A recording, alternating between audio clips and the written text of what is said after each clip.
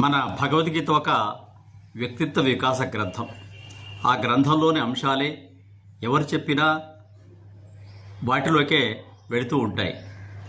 ఇక్కడ నావల్ రవికాంత్ అనే ఆంటర్‌ప్రెన్యూర్ మన భగవద్గీతలో చెప్పినటువంటి అంశాన్ని ఇక్కడ వివరిస్తున్నారు. జీవితంలో మీరు సాధించే విజయాలు సరైన నిర్ణయాలు తీసుకునే మీ సామర్థ్యంపై ఆధారపడి ఉంటాయి. కానీ మీరు పొందే ఆనందం మాత్రం ఫలితాల గురించి పట్టించుకోకుండా పనిని ఆస్వాదించే మీ స్వభావంపైనే ఆధారపడి ఉంటుంది. అందుకే గెలుపోటముల గురించి ఎక్కువగా ఆలోచించకుండా పనిపైనే దృష్టి పెట్టండి అని తెలియజేశారు. భగవద్గీతలో కూడా శ్రీకృష్ణ పరమాత్మ అర్జున్ని ఉద్దేశిస్తూ యుద్ధం చేయనని, వారంతా నాకు కావలసిన వారని, యుద్ధంలో నాకు పాపం వస్తుందని, ఆ అర్జునుడు నిరాశ నిస్పృహలకు గురి అయి రథం నుంచి దిగి యుద్ధోన్ముఖుడైన సందర్భంగా చెప్పిన శ్లోకాలే భగవద్గీత.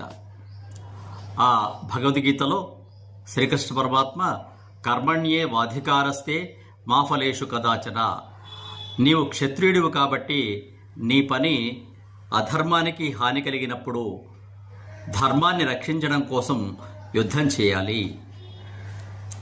ఆ ధర్మరక్షణ కోసం యుద్ధం చేసేటప్పుడు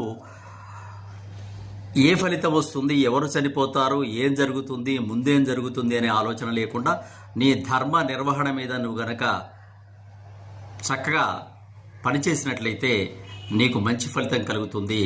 నీవు క్షత్రియ వీరుడు కాబట్టి క్షత్రియోచితమైన ధర్మం యుద్ధం చేయడమే అని ఆ కృష్ణ పరమాత్మ అర్జునుడిని యుద్ధోన్ముఖుణ్ణి చేస్తారు.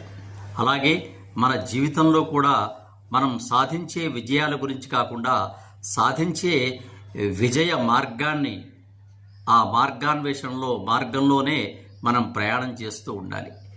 ఆ విజయానికి కావలసిన మార్గంలో ప్రయాణం చేసే పని మీదనే దృష్టి పెట్టాలి. ఆ పనినే ఆనందంగా భావించాలి.